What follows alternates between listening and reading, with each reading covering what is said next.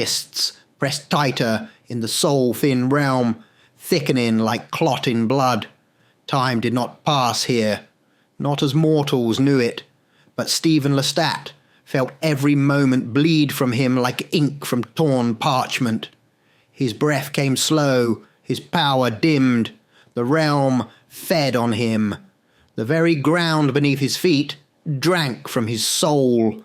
He dropped to one knee, pressing a gloved hand into the cold, cracked earth. "Necros," he whispered, his voice carried not by wind, but by will. The answer did not come in words, but in a presence, vast, silent, eternal. It loomed behind the fog, watching. A god did not speak unless it chose to, and Necros, god of the undead, had already chosen his vessel. Stephen closed his eyes. "I can feel it," he said, barely above a whisper. "This realm, it's draining me. Slowly, constantly. Every breath, every thought is feeding Verrowe and his cursed realm. I don't have long." He leaned forward, both hands now against the ashen soil. The faint hum of lost souls vibrated beneath the surface, a subtle, tortured rhythm. "But the dead are here. I can feel them. So many. They are not free, but they are bound to this place, holding it together like bone holds flesh." He opened his eyes, glowing faintly now with a sickly white fire. "I will draw them from every corner of this place. They will rise, not for Verrowe, not for vengeance, but for me, for Necros." The air split with a thunderous crack as Stephen drove his hands deeper into the earth, pouring his will outward like a shock wave. His voice boomed through the fog. "Rise!" The ground split and trembled. From the chasms they came, hundreds, first as hands, clawing at the surface, some skeletal, some rotted, others still bound in the armour or garments they wore in life. Then faces emerged, hollow-eyed and snarling, followed by the full figures of the damned. Legion upon legion of the dead poured forth from beneath the cursed soil, rising as one. Stephen stood tall, surrounded now by his army. The stolen dead of Verrowe's prison turned against their captor. He smiled. "You think to trap me in a place of death," he said, raising his hand to the seething sky, "when Necros is with me. Fool!" The undead turned as one to face him, then bowed their heads slightly, not in submission, but in unity. They felt his power. They knew their master. Then they began to move, not slowly, but with purpose. Groups of them vanished into the fog, forming hunting packs like spectral wolves unleashed into a dying forest. Their minds were gone, but their rage was eternal, and their target was Verrowe. They would seek him, find him, tear him from the shadows of his own realm, and deliver him to their new master, Stephen Lestat. Within the heart of the soul-thin realm, buried beneath layers of fog and forgotten screams, stood Verrowe's towering manor, cracked, crooked, yet still defiant. Its halls were hollow, echoing with the whispers of the trapped and the damned. This was not a place of comfort, but a throne of torment, and its master reclined there, smiling. Lord Verrowe sat upon his high-backed chair of bone and black stone, the flickering essence of stolen souls casting eerie shadows across his face. He laughed, a long, cold, dry sound that carried through the dead walls of his fortress. "This is my realm, Lestat," he muttered with grim delight. "I have survived here for centuries. You cannot last forever. Every moment you stand in my world, you feed me." He raised his hand and clenched it into a fist, as if squeezing Stephen's soul from afar. Soon your power will dwindle, and then it will be mine. I will control the dead once more. You, Necros' precious champion, will be nothing but a resource, a feast, one I will savour for many years to come." His eyes narrowed suddenly. He felt it, a disturbance, no many. The souls he had harvested over generations, bound to this realm by deception and pain, were moving. The dead were no longer resting. Verrowe's expression twisted into something darker. "You dare turn them against me?" He stood and walked to the wide arched window overlooking the valley of his domain. The ground below rippled with movement. Countless undead, animated by Stephen Lestat's will, stalked the terrain in massive hunting packs, driven by fury and divine command. Verrowe sneered. "You summon legions, necromancer. You forget. I built this world from the bones of the desperate. I lured every soul you command." He raised one thin, withered arm, fingers outstretched like crooked branches. "I have a few tricks of my own, Lestat." From the dark corners of the room, the walls groaned. Wisps of violet mist curled from the floor, and then they appeared. Figures, faint, translucent, hollow-eyed, the spirits of the damned, souls so consumed by grief and rage they had lost all memory of who they were. These were not corpses raised from death. They were pure death. They drifted, shrieking silently, their faces ever shifting between sorrow and wrath. Verrowe smiled. "Let's see," he whispered, "how your undead meet my dead." With a swift gesture, the spirit screamed into the sky and vanished, racing across the haunted landscape toward the oncoming hordes. A tide of shrieking wraiths, unstoppable in their speed, unbound by form or flesh. The collision was inevitable, and in the silence that followed Verrowe's command, he whispered again, "Come find me, Lestat, if you survive." The soul-thin realm moaned as two forces of death surged toward each other across the ruined expanse. From the fog, the undead came shambling forward, not soldiers, not warriors, but the broken corpses of those who had been lured into this prison over centuries. Their flesh hung in strips, some with limbs twisted or missing, their jaws slack, eyes empty of all but the faintest flicker of necrotic will. They stumbled, crawled, and lurched toward their prey, driven by a single command, bound not by weapons, but by the raw power of Stephen Lestat. From the opposite horizon came the spirits of the damned, swift, shrieking shades of pure agony. They wept, wailed, and screamed through the air in twisting arcs of ghostly white.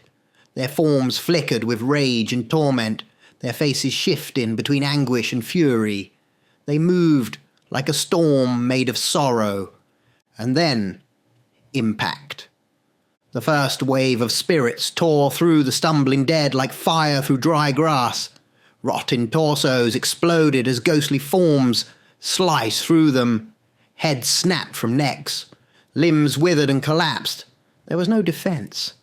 The undead could only reach with decaying fingers, swiping at phantoms they could not touch. A corpse stumbled forward, arms raised in a desperate grasp, only for a spirit to pass through its chest, imploding it into a heap of dust and bone. Another undead figure fell as three spirits spiraled around it, stripping the last of its decayed flesh in a blink, leaving only a quivering skull behind. The undead tried to overwhelm by numbers, dragging themselves forward in clusters, reaching, moaning, but they were little more than kindling for the spiritual blaze sweeping through them. From atop his distant tower, Verrowe watched and laughed. "Not so smug now, Lestat," he said with a cruel grin. "You send husks to fight the dead. You command the remains of those I devoured long ago. This realm belongs to me." Beneath the choking fog, the earth shuddered, and a silhouette appeared. Stephen Lestat stepped into view, calm, composed, his coat trailing behind him like a veil of mourning. He walked across the battlefield without haste, weaving through the crumbling remains of his fallen undead. Spirits hovered and circled above, watching him, shrieking low and restless. From his perch, Verrowe leaned forward, eyes narrowing. Stephen stopped in the centre of the ruin, the air tense, humming with ghostly energy, and the spirits surged. A wave of tortured souls screamed down toward him, a torrent of wrath and sorrow, ready to consume his flesh, his power, his very essence. Verrowe stood, watching from afar. "Could this be it?" he murmured, heart pounding with glee. "Will the spirits finally take him?" Stephen Lestat stood motionless, arms lowered at his sides, as the swarm of screaming spirits rushed toward him, ready to tear him apart. The fog swallowed him whole, and the realm fell silent. The spirits of the damned screamed as they descended towards Stephen Lestat, a hurricane of anguish and wrath ready to shred him from existence. But Stephen did not run. He raised both arms to the sky. The ground cracked. From the broken earth, a handful of undead rose. No armour, no weapons, just decaying corpses, hollow and shambling, their bones brittle, their flesh barely clinging. They stumble forward, stopping between Stephen and the oncoming spectral storm. Far away, watching from the shadowed balcony of his manor, Verrowe laughed. "Do you truly think these few will protect you?" he called into the wind. "When hundreds of your horde were torn apart like meat. This is your final act, Lestat. A pathetic cluster of corpses." Stephen said nothing. The spirits raced forward, wailing louder, their faces twisted in grief and fury, until suddenly they stopped. Just feet away from the shambling corpses, the spirits froze in place. The mist stilled. Their shrieks softened into gasps, then sobs. Verrowe's smile faltered. "What are you doing?" he hissed. "Destroy them. Why do you stop?" Stephen looked up slowly, the faint glow of death still burning in his eyes. He stepped forward between the small line of undead, standing among them as if they were kin. "These bodies," he said softly, "are not just dead. They are your bodies." The spirits wept, not with sorrow alone, but recognition. These hollow, rotting husks were the very shells they had once inhabited, stolen and discarded, left to rot beneath Verrowe's realm. Stephen raised his voice, not in command, but in promise. "Be free," he said. "You who have been trapped in this false place of death, I promise you, you will be free. Free to serve the true God of death. Free to pass on or rise with purpose. Free to serve Necros, the keeper of souls, not this impostor." The spirits trembled. Their forms flickered and pulsed. Faces once contorted in rage began to shift, softening, clearing. Eyes widened as their chains, once unseen, began to fall away. Then came the scream, not of rage, but of vengeance. A chorus of wailing fury erupted from the spirits as they turned their gaze back toward Verrowe's distant manor. They remembered. They knew. And they wanted him. Stephen smiled and took a step forward. "Take me to him." The spirits turned and drifted ahead like spectral scouts, guiding him through the wasteland. With every step Stephen took, he raised his hand. and more undead rose from the ground behind him. The forgotten, the lost, the discarded. They did not claw or bite now. They followed. He was no longer the hunted. He was the master of death. "You who have cheated Necros," Stephen bellowed towards the horizon, "and cheated the very souls of their rightful place, you will now suffer." In his manner, Verrowe stumbled back from the window, his expression twisting, no longer amused, no longer smug, but afraid. "No," he whispered. "I must escape. This cannot be." But the realm groaned with shift in allegiance. The spirits had turned. The dead had risen. And though Stephen was still being drained with every breath, his will would not break. His time was short, but nothing would stop him from reaching his prize. Stephen Lestat stood among the swirling spirits, his gaze fixed in the direction of Verrowe's manor. Around him, the dead shifted in uneasy silence, awaiting command. He raised a hand and spoke with quiet finality. "Take him." Like arrows of pale fire, the spirits of the damned streaked through the sky, their wails rising into the dark heavens as they raced toward Verrowe's lair.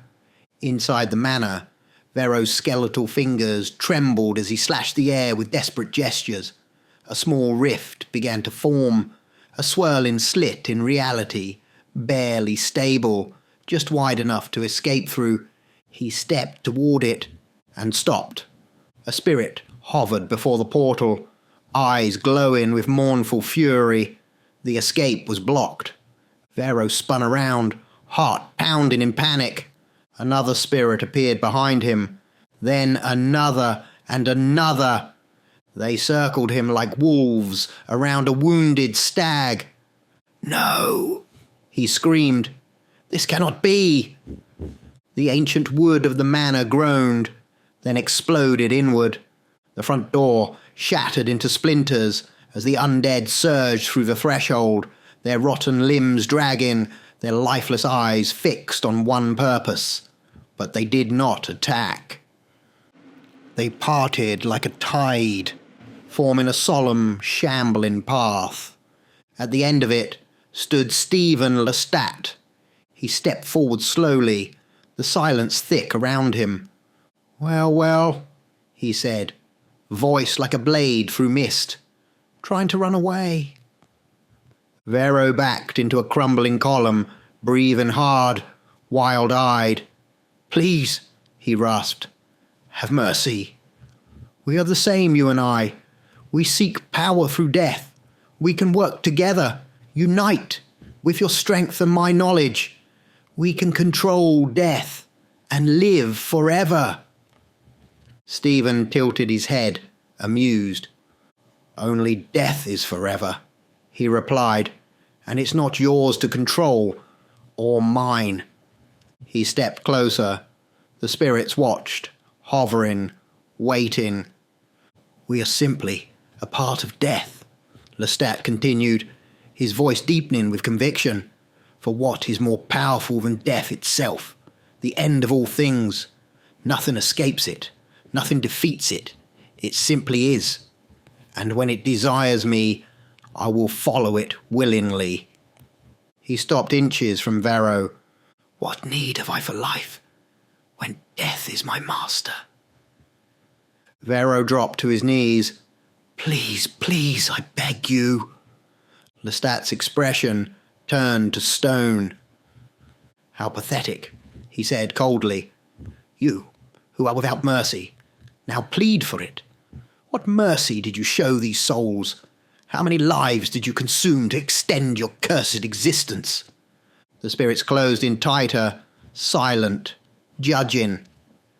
"But," Lestat added, a flicker of strategy flashing behind his eyes, "we may be able to strike a bargain yet." Verrowe's eyes widened with hope. Yes, anything." Stephen circled slowly, like a lion in control of the hunt. "Tell me how you built this place, this abomination. Tell me how you travel between realms. Every thread, every ritual, every secret." Verrowe nodded frantically, desperation oozing from his every word. "Yes, I will. I'll show you everything. I can help you, please." The spirits hovered behind him, their silent judgment unchanged. Stephen crossed his arms and stared down at the man who had once ruled this prison of souls. "For your sake," he said, "you'd better hope your knowledge is worth the price." And the shadows whispered, waiting for judgment. Hours passed in the ruin of Verrowe's manor. The once mighty sorcerer now knelt in broken submission, drained not of power, but pride. The torches burned low, casting long shadows across the shattered chamber as Stephen Lestat stood tall, absorbing every word like a scholar, gathering forbidden truth. Verrowe had revealed it all. The sigils, the binding rites, the ancient doorways carved into the folds between life and death. He had spoken of anchor rituals, soul threads, spectral bindings, and whispers of others, older than him, deeper in their corruption, ghost realms, ghost worlds. Stephen stood silently, arms folded, eyes thoughtful. Finally, he spoke. "Thank you, Verrowe. That information is very valuable indeed. Well worth keeping you alive." Verrowe, hunched and trembling, allowed a sliver of a smile to curl across his withered lips. Yes, I told you I was useful," he rasped. "I can still be—" "You certainly were," Stephen interrupted, turning his gaze toward the swirling air behind him. "But no longer." He lifted his hand with quiet grace, slicing the air with a simple, elegant motion. A glowing slit opened, the fabric of the soul-thin realm tearing with a hiss, revealing the path back to the mortal world, his home. Stephen stepped forward and turned one last time. Behind him, the spirits of the damned hovered, still and silent. The undead stood in reverence. Stephen's voice rang with finality. "He is yours." Then he stepped through the portal, calm, composed, and vanished. Behind him, Verrowe's scream rose like a storm, echoing across the realm. The air cracked. The walls groaned. The very ground of the soul-thin realm began to collapse in on itself as the stolen souls were freed, drifting upward, no longer chained, no longer consumed. Verrowe's essence was devoured by the very forces he once commanded, and the soul-thin realm was no more. In the flickering candlelight of his laboratory, Stephen Lestat stood once again in the world of the living. The walls around him pulsed with quiet energy. Old books, glass vials, and bone relics now mere shadows to what he had seen. He gazed into the dark, then spoke, not aloud, but into the beyond. "To you, my master, Necros, god of the dead, welcome them into your care. They have suffered for far too long. Now they will know peace within your arms." He bowed his head briefly, not as a servant, but as a chosen. Then his voice changed, more resolute, more burdened. "But Verrowe was one of many. This knowledge, it's older than I expected, passed down through whispers and blood, hidden in realms outside of time. According to him, he was a student, just a student." He looked at the open book before him, where the symbols Verrowe had drawn still glowed faintly. "How many more are out there?" he whispered.